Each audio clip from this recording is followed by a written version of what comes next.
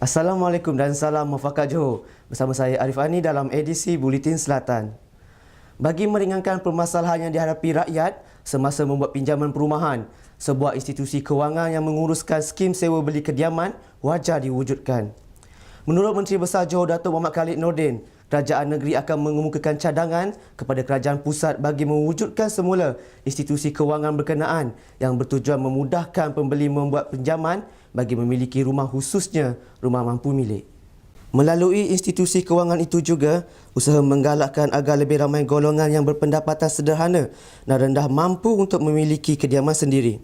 Perlu ada wujudnya bank ataupun institusi yang bertanggungjawab mengenai perkara ini, khusus untuk menyediakan skim sewa beli. Mungkin dahulu kita pernah ada, iaitu MBSB, tapi ada sebab mereka tersendiri, jadi kita kena kembalikan ataupun wujudkan satu badan yang menjayakan skim sewa beli untuk memudahkan rakyat memiliki rumah. Bagi memastikan keberkesanan skim sewa beli berkenaan menjelang 2017 dan 2018, kerajaan negeri menyasarkan untuk menyediakan 25,591 rumah mampu milik di Johor. Dalam pada itu, Datuk Muhammad Khalid turut berkata, kerajaan negeri akan mengambil alih tanah bekas tapak kem tentera di Tebrau seluas kira-kira 154 hektar yang gagal diusahakan oleh pihak pemaju selepas diswastakan. Tanah tapak bekas kem Majid Kem Tebrau, keluasannya 382 ekar. Kerajaan negeri berhasrat untuk melakukan pengambil alihan tanah tersebut bagi tujuan menyelesaikan masalah setinggan dan juga bagi membina kawasan bercampur, termasuklah penyediaan rumah mampu milik di kawasan itu. Kerajaan Negeri Johor akan menyalurkan sebahagian hasil kutipan caj permit masuk kenderaan VEP yang dikenakan ke atas kenderaan asing dari Singapura bagi menaik taraf sistem pengangkutan terutamanya bas awam di Johor Bahru.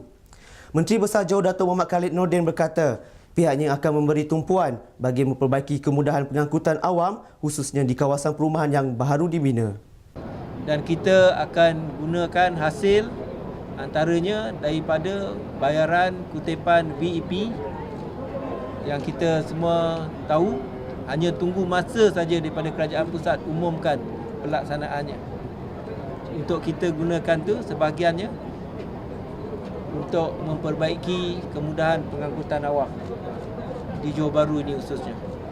Beliau turut menasihati agar rakyat di negeri ini meletakkan keutamaan memiliki rumah daripada kenderaan bagi keperluan jangka panjang. Terdahulu, Datuk Muhammad Khalid menyempurnakan Majlis Pecah Tanah Rumah Mampu Milik di Bandar Datuk On Johor Bahru. Sebanyak 508 unit rumah mampu milik berharga RM80,000 akan dibina untuk fasa pertama oleh Jacob di kawasan berkenaan.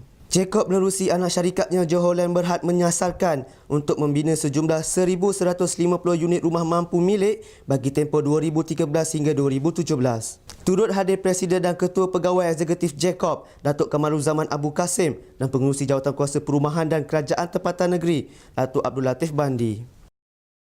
Jacob meneruskan kelangsungan tanggungjawab sosial korporatnya kepada komuniti khususnya rakyat di negeri ini bagi memiliki rumah kediaman sendiri.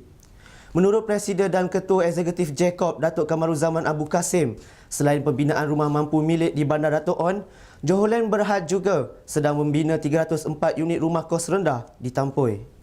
Selain daripada Bandar Datuk On, Johor Land Berhad juga sedang menyiapkan 304 unit rumah kos rendah di Taman Seroja Tampoi, di mana pembinaannya dijangka dapat disiapkan pada penghujung tahun ini, manakala penyerahan kunci dijangka dapat diadakan pada awal tahun hadapan. Pasukan Polis Merin PPM Wilayah 2 menahan 28 nelayan Vietnam kerana menceroboh dan menangkap ikan secara haram di perairan Pulau Tinggi, Mersing baru-baru ini. Komander PPM ACP Paul Q Kon Chiang berkata, 2 tekong bersama 28 awak-awak berusia lingkungan 19 hingga 59 tahun yang menggunakan 2 bot ditahan pukul 7.45 malam di kedudukan kira-kira 14 Batu Nautika Tenggara, Pulau Tinggi. Menurut beliau, nelayan terbabit bertindak memotong tali pukat serta memecut bot sejurus menyedari kehadiran polis. Namun mereka berjaya dipintas dan ditahan 20 minit kemudian. Pemeriksaan terhadap kedua-dua bot membawa kepada penemuan 25 tan pelbagai jenis ikan dipercayai ditangkap sejak seminggu lepas menggunakan pukat tunda. Keputusan sama ada hendak mengekalkan Akta Hasutan 1948 atau memperkenalkan Akta Keharmonian Nasional akan dibuat dengan penuh berhemah terbuka tetapi dalam keadaan terkawal supaya negara terus harmoni. Menurut Perdana Menteri Datuk Seri Najib Tun Razak, kerajaan tidak akan melakukan sesuatu langkah atau tindakan yang boleh menyebabkan suasana tidak tenteram dalam negara. Beliau menegaskan langkah itu akan dilakukan secara rasional kerana untuk mengubah atau memperkenalkan sesuatu akta, ia mestilah lebih baik daripada akta sedia ada. Tambahnya, beliau faham mengapa komuniti Melayu menyuarakan pandangan berkaitan Akta Hasutan kerana terdapat isu yang paling dekat dengan mereka iaitu berkaitan Islam, Raja-Raja Melayu dan Peruntukan Perkara 153 Perlembagaan Persekutuan. Sekian untuk edisi Buletin Selatan yang bersiaran di Pusat Penyiaran kami di Nusajaya, Johor. Salam takzim.